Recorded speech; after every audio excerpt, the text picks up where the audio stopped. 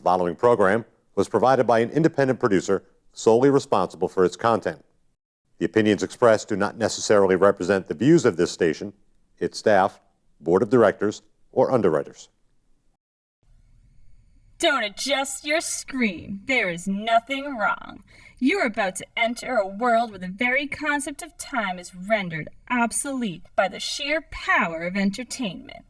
You're about to enter the Boggis Hour.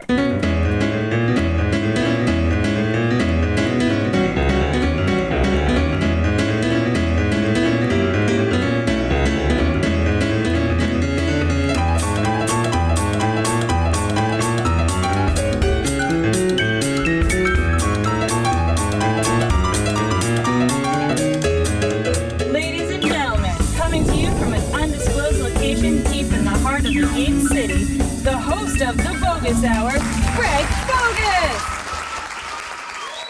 Hey, welcome to this episode of the Boggis Hour, where I spend the entire show talking to my guests who I had on earlier and loved them so much that I brought him back for a whole episode. He is the king of pop culture and the producer of the Northeast Comic Con, Gary Sohmers. Well, welcome to this episode of the Boggis Hour. I'm sitting here with the king of pop culture, Gary Sohmers. Aloha, Greg. How are you? Another day in Garyland. Just riding the rides. Whee! Right. So why don't you start from the beginning and tell me what you are and who you are and what you do? You don't know? You didn't look me up? Well, I did, Oh, but I want you to tell there's my 30 lovely pages audience. of Google on me. Great There God, Google will tell you. There are all no you- shortage of pictures of you on the Google. What's that? No, I've been in show business for 40-something years. I've enjoyed the lifestyle of producing, and I started as a child in a parallel paths of wanting to be in show business and collecting things, buying and selling stuff since I was a little kid. So I was very lucky. My dad would be a traveling salesman. He would go around the road and come home with a little cigar box full of campaign buttons, and he'd share them with me and talk to me about these guys who ran for office and politics, and these little buttons about this big, and he says, that one I bought for $1, I'm going to sell that for $100. Oh, boy. I went, you could buy something for $1 and sell it for $100? That's pretty interesting. That's pretty cool. And so I learned about history, I learned about politics, I learned about capitalism from campaign buttons. And then, of course, campaign buttons were fun, but not as much fun as toys. And then I discovered music more, and so I got wrapped up into music and toys and all things pop culture. Just kind of blended together. You and I, we grew up, we're the television generation. Sure. We grew up from when there was only 3, maybe 4 channels to the multi-universe of the internet-y thing. So my goal back then was to know everything about everything that was going on. I mean, we had to. You know, which shows were on this. Sure. Here we are. This is premiere season. Who's on tonight? What are you watching? What are you watching? Oh, you know. And so that evolved into what was called nostalgia, as our generation kind of remembered back at what cool things we got to experience as kids and how kids today ain't got nothing on us, you know? And that kind of as evolved in my life as producing concerts and collector shows and music and all these things. So I had this great parallel path going. I was doing both. I was preserving history, collecting history, sharing history, talking about history, and then making history, being part of musical groups and productions and things like that throughout the 70s. And it ended up here in Boston area, where in the 1980s I started producing the collectibles extravaganzas while I was working on Lansdowne Street producing concerts with Prince and the Red Hot Chili Peppers and the Beastie Boys and, you know, Cab Calloway. So Cab Calloway, boy. So I've now 1 degree of separation of the Blues Brothers right here. well, it 2 was degrees. best event I ever produced, I have to say, was Mr. Calloway. Really? He was just the sweet. He was 84 years old. What a beautiful gentleman, huh? And what a singer and what a performer. And what a nice human being. He was so nice to me. He autographed all my albums. I was a drooling fanboy, but, you know, I mean, he was just so kind to me. He spent a couple hours telling me stories.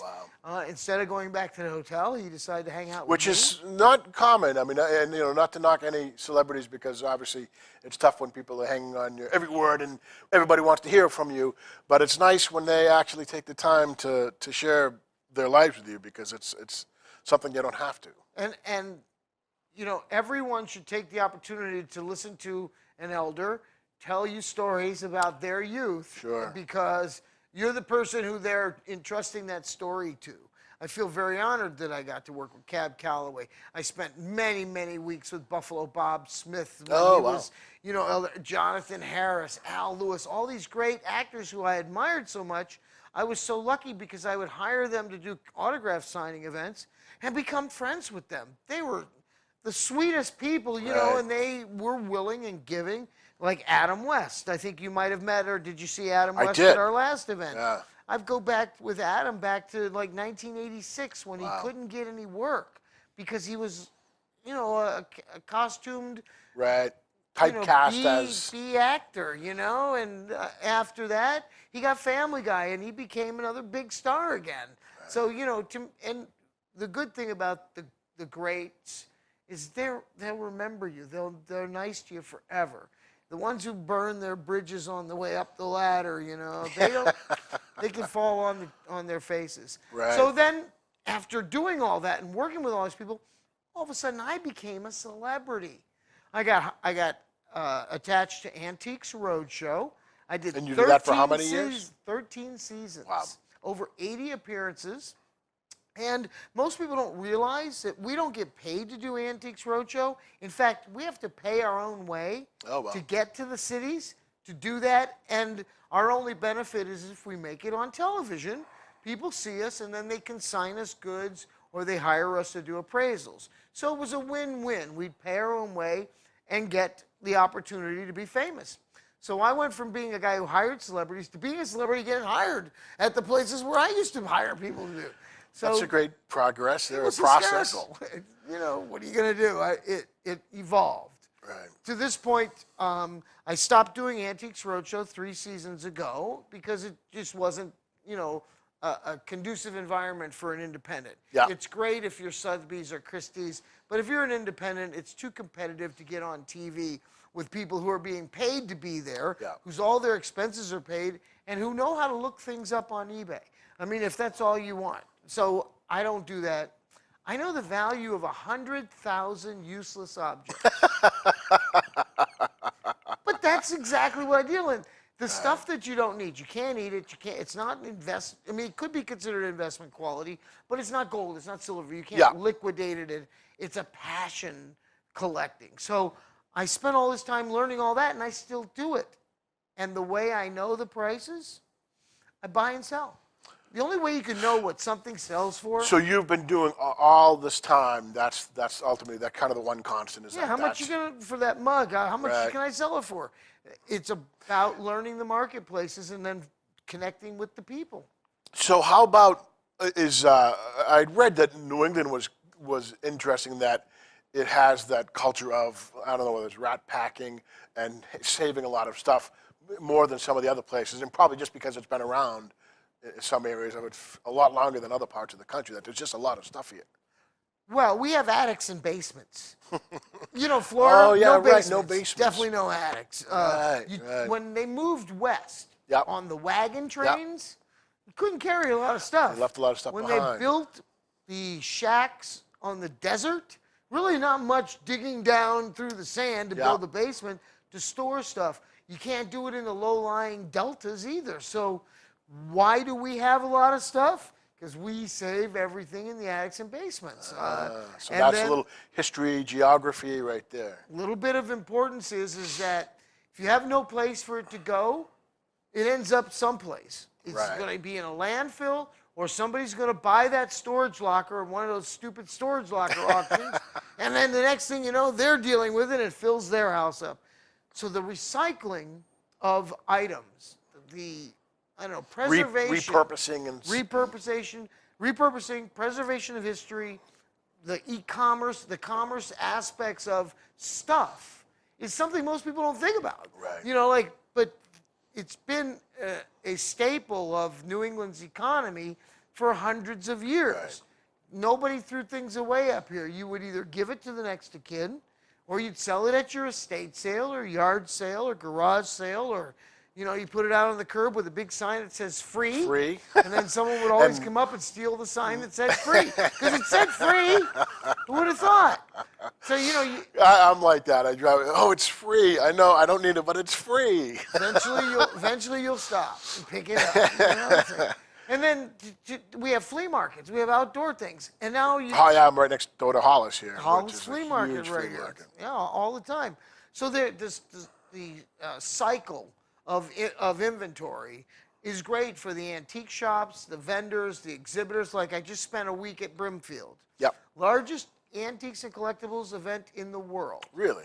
It happens 3 times a year in Brimfield, Massachusetts. Which is it was the western part, right? No, it's, you know where Central? Sturbridge is? Oh, okay, all It's right. right next to So, Sturbridge. Not too far away. So there's 5,000 antique dealers set up outside under tents and sometimes out in the weather. And 25, 30,000 people a day come out there and shop from Tuesday through Sunday. So it's a big long event. event. And people like Ralph Lauren send a team of people in there to buy for his shops.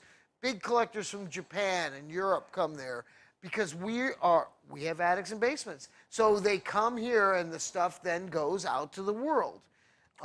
So being that central location where stuff exists. So you're able to actually get your eyes on it a lot of times, a lot sooner than a lot of other people. I get to see it. I actually get to see what it sells for. How much do they pay for that? $50. Oh, okay. So the $500 you're asking was a guess. Yeah, of course.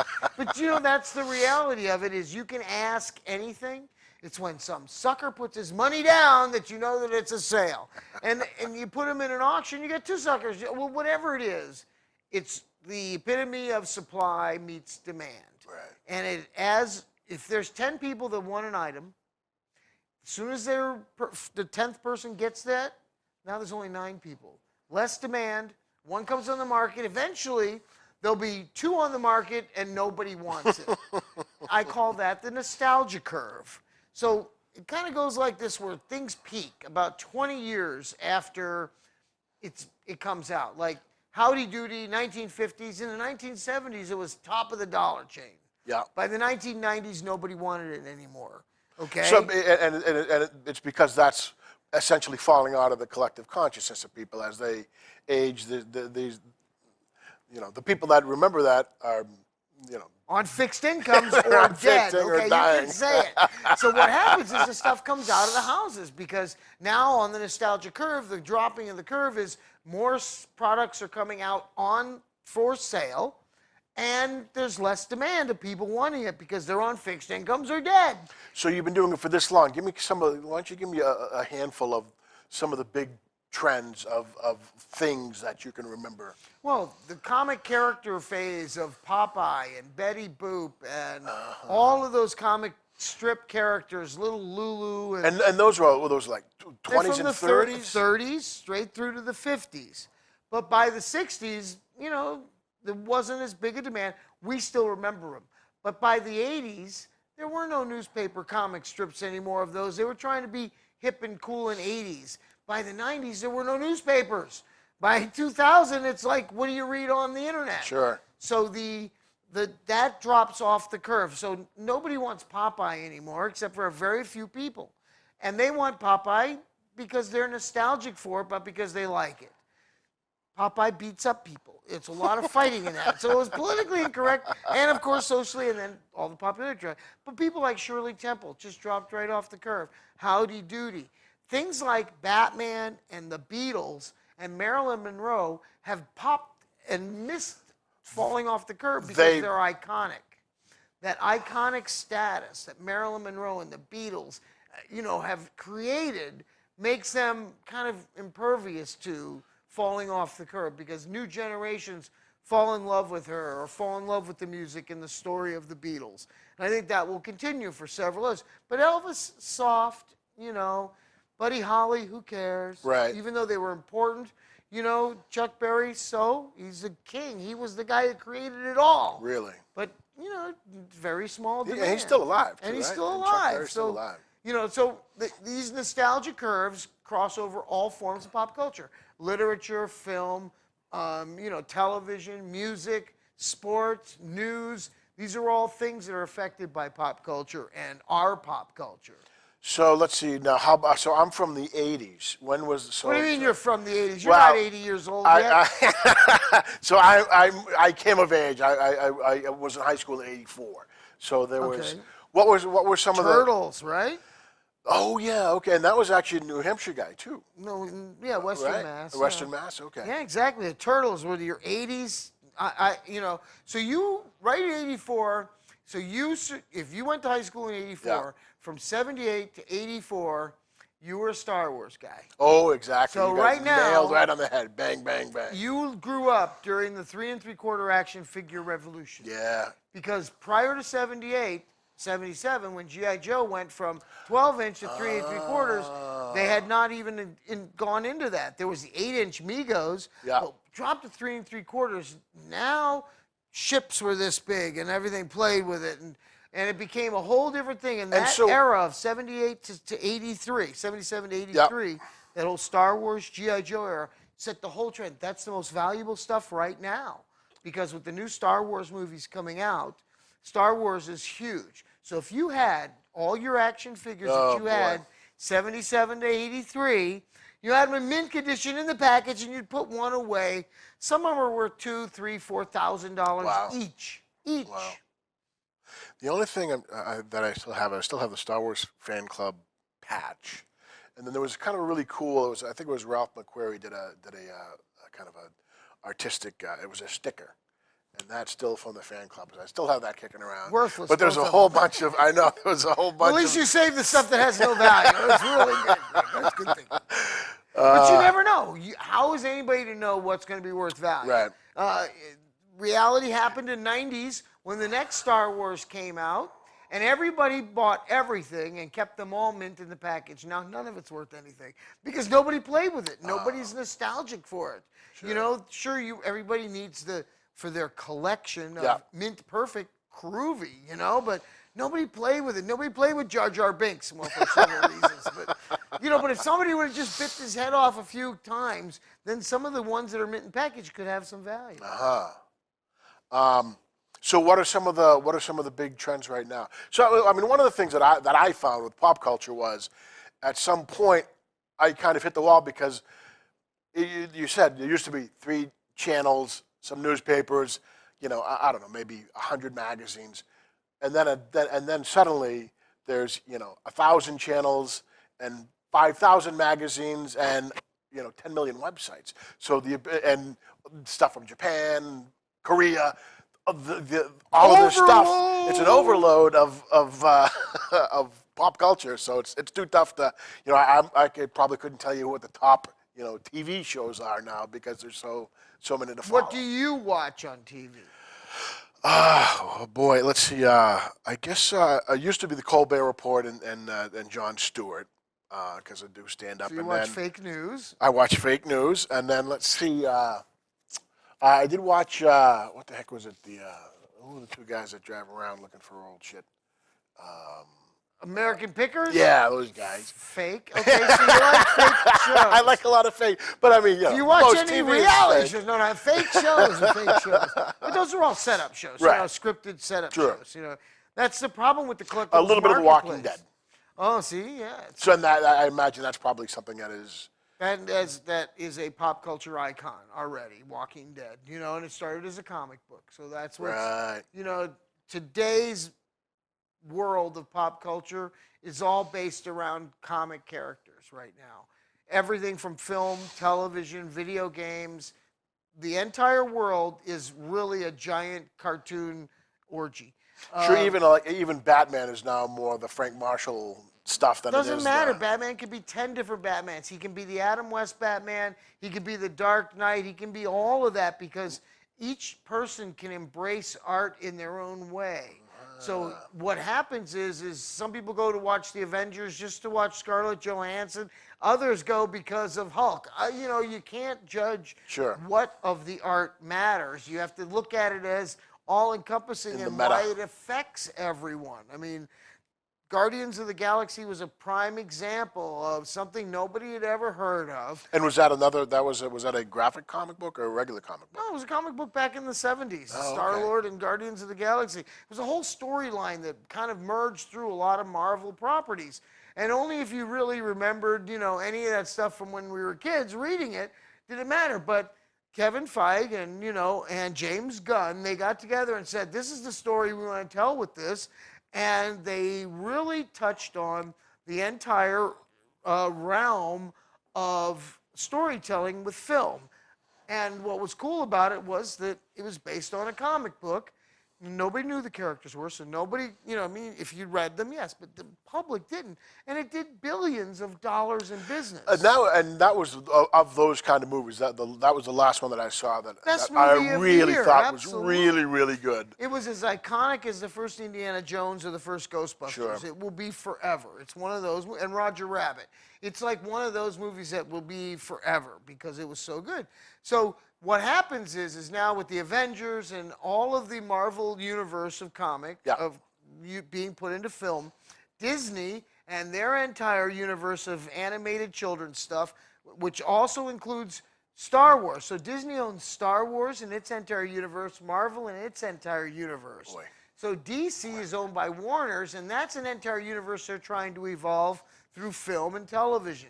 But it's all about publishing. And that's where it really comes down to reading. Kids need to learn to read and write to create the next generations of stories. Because this is what's the best part about pop culture influencing it financially. Is that kids are going to say, wow, you mean I can get a job writing Superman? Yeah, you can. Or drawing it, or inking it, or lettering it, or filming it, or being the construction kid on the crew. And I think that's part of one of our major missions that we put on with the Northeast Comic Con is to kind of merge why pop culture is so important to the masses and then show the next generation where the careers are in pop culture, in the creative arts. This is something that's really important to us as a team putting on Northeast Comic Con is to show all these facets that are available. I mean, Greg, if you think about it, when I was in high school, they told me I'd be really good at McDonald's or Dunkin' Donuts. You know, that was what they told me I should be concentrating in. Or maybe getting a job selling something. They were never telling me, you know, with your gift of gab and your creative arts and your creative spirit, you should go into Hollywood, you know? They would never tell somebody like that. And in high school, they don't even teach you how to balance a checkbook, let alone profit in the creative arts. So I think it's really important for the next generations to realize that because of pop culture, because of the nostalgia and the collectibles and all that stuff, there are zillions of really high-paying jobs in the creative arts, and that they should investigate that. Wow, that's a pretty heavy interpretation. I mean, because a lot of what you would generally hear about pop culture is it's literally that pop culture. It's something that's Insipid it blather. pops. It's ultimately meaningless. And to me, I've always found that there's all of these, you know, greater things that pop culture kind of portends and doors that it opens up and windows to particular periods in history and things like that, as far as I'm concerned. And I think that's a really interesting interpretation. You could track history through pop culture. I mean, pop culture really began with P.T. Barnum and Mark Twain. Right. Because that was when all of a sudden the advertising medium was being manipulated by P.T. Barnum, and the publishing medium was being manipulated by the publishers of Mark Twain's work. And they both became huge. You know, everyone knew who Mark Twain was. Everyone knew who P.T. Barnum was. Next was Walt Disney. You know what I mean? So it kind of evolved along that path to now it's everything that's fun. And anything that's not fun is not pop culture. You know, like sports. No, I mean, we don't, politics is pop culture because now it's a sport. It's not even, you know, it's ridiculous now. But. Well, that's the 2-minute warning. So let me ask you a question that I usually ask comics, and it's what's your best show, your worst show, and your most unusual show. So What do you mean? I mean, is there any was there a production that you put on that ended up being really great? That is Every one of them. I mean, yeah, Okay. it's hard to choose which of my children. No, but I mean, to me, every show is great for what it does. I mean, I did the Lost in Space cast reunion in 1990. I had spent a year working on it. During that year, Guy Williams died. Oh, wow. So getting the cast of Lost in Space together at the Bayside Expo Center in December of 1990 was a real thrill because it's the first time they had all seen each other in all those years. They occasionally, but to have them all together, that was a real thrill. That's awesome. The Cab Calloway event was a real thrill. But I go way back. I mean, I go back to the early 1970s when I played in rock and roll bands and worked with Cheap Trick before they were Cheap Trick. Yep. And I found this group called Styx at a flea market and put them on in their first concerts they ever did that were real. Wow. You know, and so I got lucky and got to work with a lot. A gentleman named Butch Vig played drums on my record and my video. Later, 10 years after that, he produced Nevermind for Nirvana, Smashing Pumpkins' Gish, and he's currently still the drummer for Garbage and the producer of Foo Fighters. Wow. And he's still a good friend, but I saw a brilliance in him and let him play drums. Great. Well, that's very good. And then how about, is there anything that you consider the most unusual? Most unusual? No, because it's all pretty It's all normal pretty- to me. I mean, the weirder the better. I mean, I believe in science and facts and history and, but I also. My kind of person. I love speculation. Like, I don't mind telling stories and hearing stories, but I don't base life on stories. I base it on reality. I love reality. Well, that was a great slice of reality. This was a nice conversation with my new friend, Gary Sohmers, the king of pop culture. It's good to be the king. Thanks, Gary. Thank you very much, Greg. It's been fun. Let's dance. If you or someone you know would like to be a guest on The Boggis Hour, email us here at theboggushour@gmail.com. The preceding program was provided by an independent producer solely responsible for its content. The opinions expressed do not necessarily represent the views of this station, its staff, board of directors, or underwriters.